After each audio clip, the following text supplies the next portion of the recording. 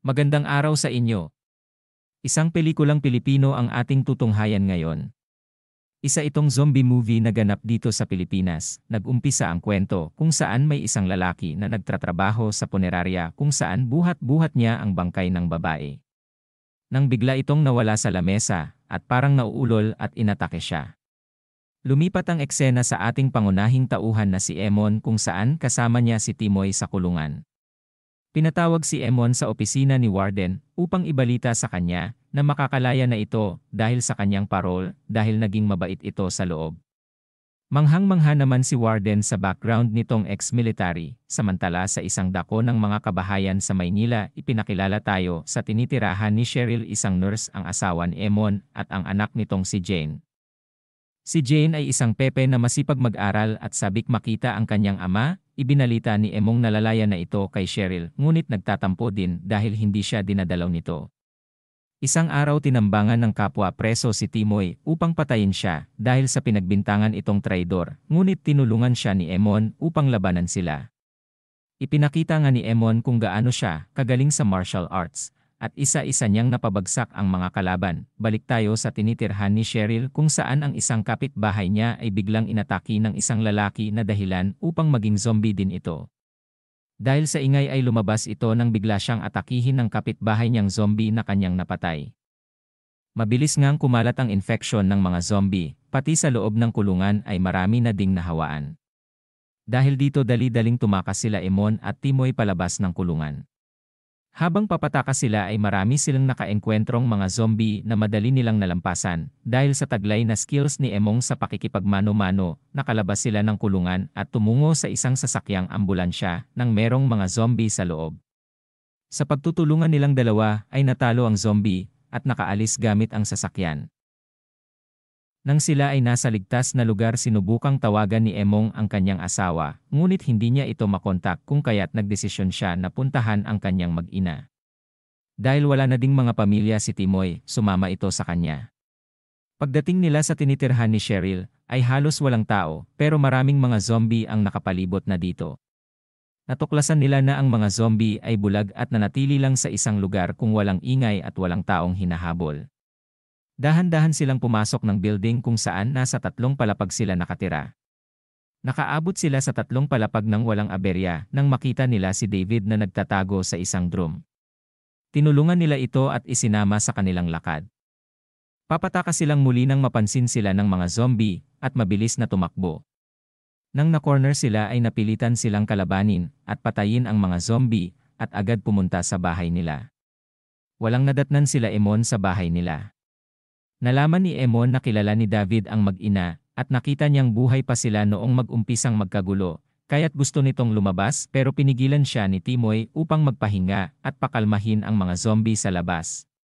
Sa isang dako ng building ay mayroong magjowa na nagtatago sa isang silid nang mapansin nilang may tumunog sa loob ng aparador.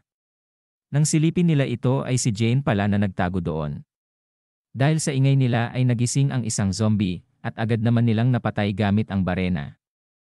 Nang wala ng mga zombie, lumabas ulit sila Emon upang hanapin ang kanilang mga pamilya. Nang makita ni David ang kanyang ina na nagiging zombie, ay kanyang sinundan. Napansin ni Timoy kaya't kanyang iniligtas si David dahilan ng kanilang pagkakawatak-watak. Wala na nagawa si Emon kundi magpatuloy ito sa paghahanap kay Cheryl.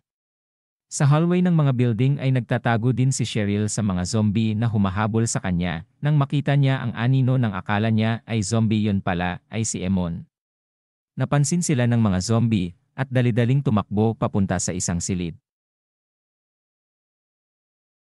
Sa kabilang eksena hinahabol din ng mga zombie ang magjowa at si Jane. Pilit silang naghahanap ng mga bukas na kwarto kung saan sila pwede pumasok, ngunit nakasara ito lahat. Na-corner sila ng mga zombie at mukhang wala ng pag-asa nang dumating ang tatay ni David na si Oscar na hinahanap ang kanyang anak at nailigtas ang mga bata. Sumama sila sa kanya. Patuloy pa din ang pagharang nila Emon at Cheryl ng kanilang katawan sa pinto upang hindi makapasok ang mga zombie. Narinig ni Timoy ang kanilang hirap at agad niyang pinuntahan upang tulungan ang kanyang kaibigan. Kinuha niya ang atensyon ng mga zombie papalayo kila Emon hanggang sa isang corner kung saan wala na itong matakbuhan kung kaya't napilitan siyang lumaban. Nakapatay naman ito ng 2 zombie, ngunit dahil sa dami nila, ay nakagat siya at namatay. Sinamantala naman nila Emon, Cheryl at David ito upang tumakbo at makaligtas nang habulin ulit sila ng mga zombie kung saan pinapasok sila ng mga survivor sa isang kwarto. Dito pala nagtatago si Oscar kung kaya't nagka-reunion ang mag-ama at mahigpit na nagyakapan. Siyempre, hindi din pwede na sila lang ang masaya, kaya't nagtagpo-tagpo na rin sila Cheryl, ang Jane at si Emon. Nagkaroon nga ng konting nakakantig damdaming reunion ang mga tauhan sa pelikula. Ngunit katulad ng ibang pelikulang zombie, hindi pwedeng magtapos sa masaya ang mga pangyayari. Natuklasan ni Oscar si David na nagiging zombie kung kaya't gusto nitong itakas ang kanyang anak habang tulog ang mga kasama niya upang hindi ito patayin. Papatakas na sila nang makita ni Cheryl at napasigaw at nagising ang mga kasama nito at binaril si David. Dahil sa putok ng baril ay nagising ang mga zombie at gusto makapasok sa loob.